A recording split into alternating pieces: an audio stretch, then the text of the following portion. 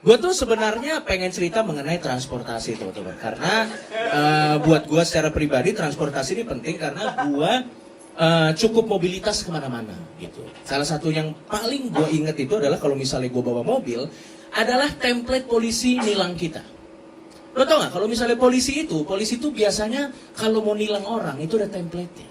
Template itu biasanya gini, gue gak tahu ya kalau sekarang, tapi terakhir kali gue ditilang polisi itu dia ngomongnya gini, "Selamat malam Pak, Bapak tahu salah Bapak di mana?" Ya, bener ya? Polisi tuh ngomong gitu, "Selamat malam Pak, Bapak tahu salah Bapak di mana?" Maksud gue gini, di mana-mana kalau kita mau ngambil keputusan, kita harus punya dasarnya dulu. Kalau kita udah punya dasarnya, baru kita ambil keputusan, baru jelas. Nah, oknum polisi ini, dia belum ada dasarnya. Jadi sebenarnya waktu dia berhentiin kita, dia juga nggak tahu salah kita di mana. Dia pengen nebak-nebak aja, siapa tahu ini orangnya ngaku sendiri. Karena cara itu berguna untuk orang-orang yang mentalnya lemah. Yang nggak bisa under pressure. Yang akhirnya ngaku sendiri, padahal polisinya nggak tahu. Jadi kadang-kadang lagi naik motor, "Selamat siang Mas, Mas tahu salah Mas di mana?" Aku akhirnya dia ngasih tahu sendiri. Aku STNK ku mati. Akhirnya polisi, "Saya juga yakin itu Mas," gitu. Padahal sebenarnya polisinya juga nggak tahu lagi men. Makanya menurut gua, lo kalau ketemu polisi terus ditanya, "Bapak tahu salah Bapak di mana?" Pede aja, pede gitu. Misalnya lagi naik motor, "Selamat malam Pak, Bapak tahu salah Bapak di mana?" "Saya tidak pernah salah." Polisinya kan masih Pasti polisinya juga pasti kan akan kaget gitu sama kita kan. Polisinya, "Saya tidak pernah menemukan pengendara seperti ini. Silakan lewat," gitu. Karena kita harus ingat peribahasa. Peribahasa kan pernah bilang adalah kalau misalnya kita berani karena kita benar, ya. Kalau kita salah, kita ke Arab. Ya ampun. Setelah ini Komtung TV di-ban oleh MCA. Tapi menurut gua memang udah saatnya polisi untuk merubah caranya untuk menilang orang. Maksud gua nggak apa-apa, kalau memang harus ditilang silakan ditilang. Tapi caranya jangan menggunakan kata-kata, "Selamat siang Pak, Bapak tahu salah Bapak di mana?" Maksud gua jangan gitu. Karena cara ini tidak bisa berlaku ke semua orang. Coba lo bayangin, ada narapidana. Oke? Narapidana dia lagi naik motor. Dia udah di penjara 10 tahun gitu, ya kan? Terus dia baru bebas, dia pertama kalinya naik motor setelah bebas. Dia naik motor, "Aku setelah menjalani hukuman-hukumanku, aku ingin menebus semua dosa-dosaku." Ya. Dia lagi naik motor, diberhentiin sama polisi. "Selamat malam Pak, Bapak tahu salah Bapak di mana?" Narapidananya, "Katanya nggak diungkit-ungkit lagi." Belum. Kenapa sih cewek itu suka gandengan tangan? Yes. Cewek itu suka banget gandengan tangan, men. Saya kasih tahu ya, cowok itu males banget gandengan tangan loh. Itu tuh alay. Ya. Tapi cewek bilang romantis. Alasan cowok mau gandengan tangan itu takut berantem aja, men.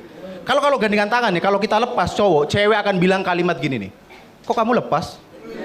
Kamu malu ya jalan sama aku?" Itu kalau cowok denger kayak gitu, aduh seakan-akan keluarga kita disandra, men. Serius, men. Terus apa sih tujuan gandengan tangan? Ini biasanya cewek ya. Kalau mau naik eskalator gitu langsung pegang-pegang gitu. Ini apa? Emang kita bakal jatuh di eskalator gitu ya? Emang cewek gitu pas pegangan gitu pas kita lepas, itu men. Enggak kan? Cewek itu selain suka gandengan tangan, suka banget kalau naik motor, wes pegangan gini nih, ya kan? Ini mungkin tujuannya biar nggak jatuh ya. Tapi saya pernah lihat, sumpah, cewek pegangan erat banget padahal masih di parkiran. Sumpah loh. Tapi sebenarnya kalau pegangan tangan gini, kalau postur cowok sama ceweknya nggak terlalu jauh nggak masalah. Yang kasihan adalah kalau ceweknya gede kayak Vina tadi. Yang cowok kayak Daus Mini misalnya. Itu kalau boncengan kan ada boncengan zaman sekarang yang ke leher gini kan. Ya, itu kalau kasihan kalau ngerem mendadak, weh, kebelah gitu badannya kan. Begitu juga sebaliknya. Misalnya yang cewek kecil, yang cowok gede banget. Ini pasti nggak cukup mau pegangan. Pakai tali akhirnya deh. Kayak benteng Takeshi itu, jamur pom tau gak? Pas jalan gitu.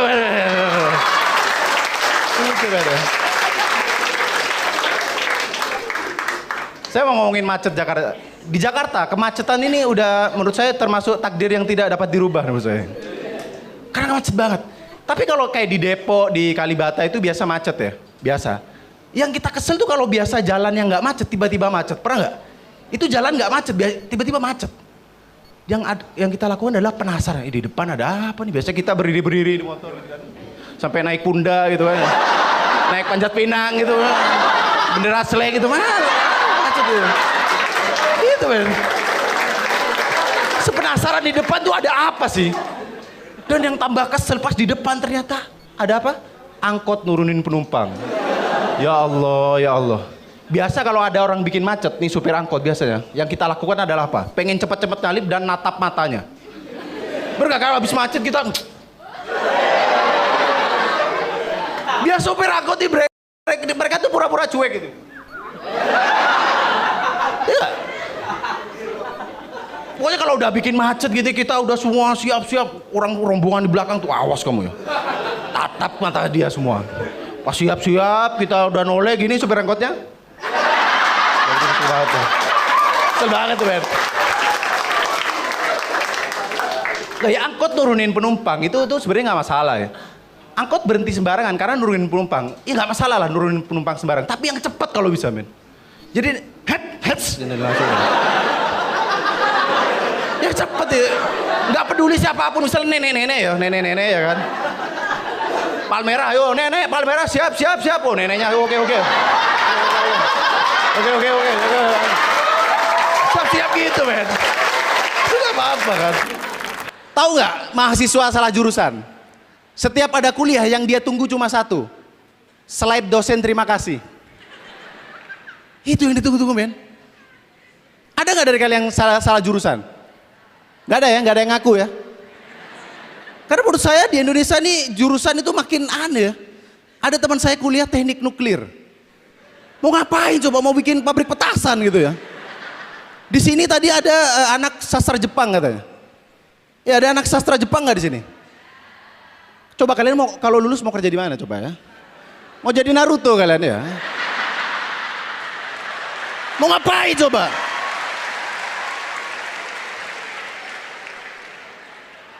Makanya saya kalau sebenarnya saya mau pindah jurusan, saya kuliah mau pindah jurusan, mau jadi ambil jurusan orang dalam. Karena kalau kita lulus, kita akan jadi orang paling dicari, men. Coba kalau kalian kerja, pasti yang dicari orang dalam kan? Bukan manajer, bukan direktur, tapi orang dalam gitu.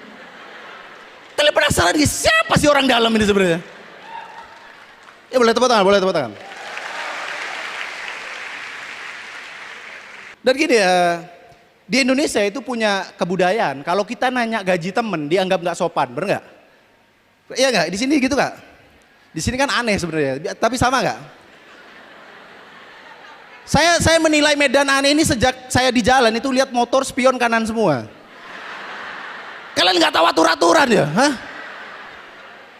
Itu yang penemu Honda itu bikin motor spion 2 tuh biar bermanfaat gitu ya. Sama kalian dicabut satu, apa maksudnya coba? Ada yang bisa jelasin nggak apa maksudnya satu itu kan, kanan doang kan? Katanya biar nggak berdoa gitu. Emang ada motor berdoa ya? Hei.